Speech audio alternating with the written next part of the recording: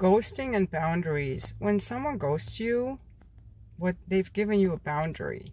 They didn't say it. Okay? The silence is the boundary. The silence is, I do not want to talk to you. That's what ghosting is. You're talking to a guy and he pulls away. He doesn't want to talk to you. He is not interested. So when next time you're ghosted, imagine the person who's ghosting you doing this. I do not want to talk to you. Whether they're feeling afraid, repulsed, bored, disinterested, annoyed, angry, whatever they're feeling about you, they might even be thinking about you. It's a boundary. They've given you a boundary. I don't want to engage with you. I don't want to talk to you. So, we have to respect people's boundaries. All right? It's so important. Someone doesn't get back to you. They didn't want to. Now, I will say that there are occasions that, like, a friend will text me and I'll be like, oh my God, I forgot to text her back. But if you're in a sexual relationship with someone, they're not forgetting to text you back. They're not interested. If you're dating someone, fucking someone, and they're not getting back to you, they're telling you, I don't want to talk to you. That's what ghosting means. I don't want to talk to you. Okay? You don't have to be curious why he didn't text you back.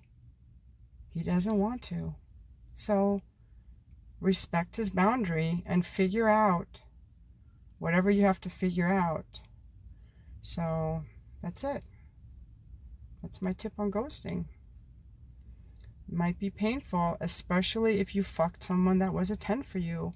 You fucked someone that's a 10 for you, and they ghost you, you are now in your freaking primal attachment system got activated. Never fuck a 10. Don't even try to go out with someone. If someone is an instant 10 to you, that is freaking red flag. Primal attachment, survival instinct attachment. You are setting yourself up for a lot of freaking pain. Someone is an instant 10 and you fuck them and it goes well, you're like in drug territory. Looking back on this, every time I cried over a guy now, he was a fucking 10 to me. He was either really good looking or I liked something about his story. You know, I went through like a really freaking hard weekend last week. I was super freaking distraught. I hooked up with this guy who was like so hot. And it activated like a deep part of my attachment system. And it wouldn't have been a problem. It would not have been a problem except that he pulled away. He pulled away. It's a form of ghosting. They have different terms, you know. They don't reply for a long time or they eventually reply. It's all a pulling away. I don't want to talk to you. I'm pulling back. I'm not interested. I'm afraid. I don't want this kind of emotional depth, whatever it is for them. I got super freaking activated. Now, I'm able to contain myself and soothe myself enough that I don't start texting the guy or doing something punishing or retaliatory. But I was in really deep, deep discomfort. And none of my coaching techniques I used on myself freaking help with that. If you're in deep pain over someone, and I mean, I just had sex with this guy twice. It really was like, did a number on me, and I knew it wasn't about him. I barely knew this guy. The sex wasn't really that great, but it was, I thought he was a 10, and I loved how he held me. That's basically it. It wasn't even how he fucked me. It was mostly the part of how he held me, his hands on me. And I felt like something deep inside of me was activated.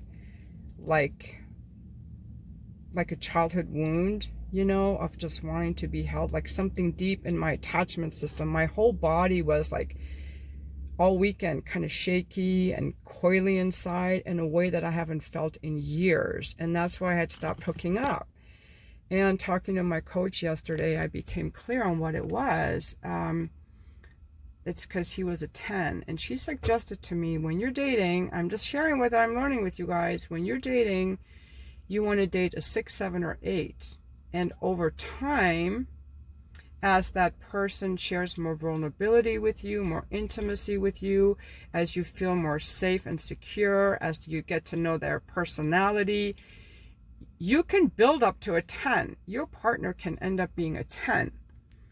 And so that's more like a healthy way to do it. If you start out just with someone who's a 10 right off the freaking bat, that's like a drug. If you meet someone and it's like electricity from the time you see them, and you just have sex all the time and it's like super intense, oh my God, I guess it's fine as long as they're with you and are there with you. But the moment they pull away, it's going to be like freaking hard. I'm very interested in solving this thing about an activated attachment system. It's really traumatizing, you guys. It's very traumatizing. And then, like, how do we soothe our body? We have to soothe ourselves. You can't talk yourself out of it because you've activated like this thing in your body. So you have to soothe your body. Put your hand on your heart wherever you feel it. You know, take a warm bath. Go make a pillow fort. Do like wrap yourself in a blanket. Just almost imagine like you're a little baby that's like, don't leave me.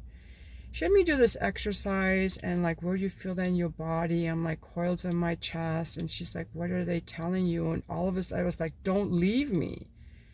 It's like a deep thing. Like, I didn't even want a relationship with this guy. All I wanted was him to like hold me like that again. I'm like, this is like weird. Like, what is going on in my body? I could super activate. Yeah, don't leave me. It was like a very primal, survival, instinctual type of a thing. So yeah, if any of you have experienced this kind of attachment trauma, like activate attachment, you know, share it in the comments. Or if you have like some resources or information about like don't fuck a 10 or whatever, please share it, because like if we can help each other, that's what we need to do, is help each other heal these like attachment wounds. That's a fascinating topic for me. I saw how it took me out, and I felt so helpless and so powerless. It took me, you know, 3 or 4 days to bring myself down. And then finally I just texted him and I said that I didn't want to see him anymore. That I just want to see people who are like really into me and happy to see me. I didn't block him. I didn't like get super punishing, but yeah, it was super freaking activating. And you know, just reminding myself, he has never texted me back, so he doesn't want anything to do with me. You know, that's his boundary, and I have to respect that. And I have to be able to soothe myself. So anyway, thanks you guys for watching my video.